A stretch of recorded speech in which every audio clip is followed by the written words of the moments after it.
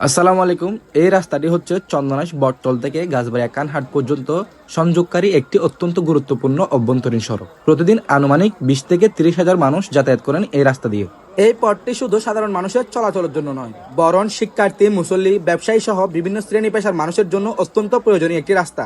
কারণ এই সড়কের আশেপাশে রয়েছে চন্দনাইশের অত্যন্ত গুরুত্বপূর্ণ সাব রেজিস্ট্রি অফিস, কেন্দ্রীয় জামে মসজিদ, একাধিক শিক্ষা প্রতিষ্ঠান।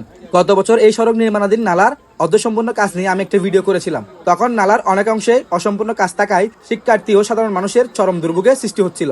আলহামদুলিল্লাহ, সেই ভিডিওর পর নালার মূল কাজ সম্পূর্ণ করা হয়েছে। কিন্তু দুঃখজনক হলেও সত্য, নালার কাজ শেষ হলেও দুই পাশে এখনো মাটি ভরাট করা হয় নাই। শুধু তাই নয়, নালা নির্মাণের পর যেসব অংশে রাস্তা পুনর্নির্মাণের প্রয়োজন ছিল সেসব জায়গায় এখনো ঠিকমতো সংস্কার করা হয়নি।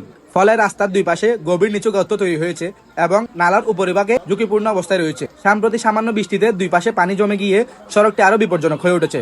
পথচারী, শিক্ষার্থী, মোটরসাইকেল আরোহী সবার জন্য এখন এক প্রকার ঝুঁকির কারণ হিসেবে দাঁড়িয়েছে। এত গুরুত্বপূর্ণ একটি সড়ক হওয়া সত্ত্বেও যদি দ্রুত দুই পাশে মাটি ভরাট করা না হয়, রাস্তা সমতল করা না হয় এবং প্রয়োজনীয় সংস্কার করা না হয়, তাহলে যে কোনো সময় অনেক বড় দুর্ঘটনা হতে পারে। সংশ্লিষ্ট কর্তৃপক্ষের প্রতি আমার বিনীত অনুরোধ, জনসাধারণের ভোগান্তির কথা বিবেচনা করে দ্রুত এই সড়কটি পূর্ণ সংস্কারের কাজ সম্পন্ন করা হোক।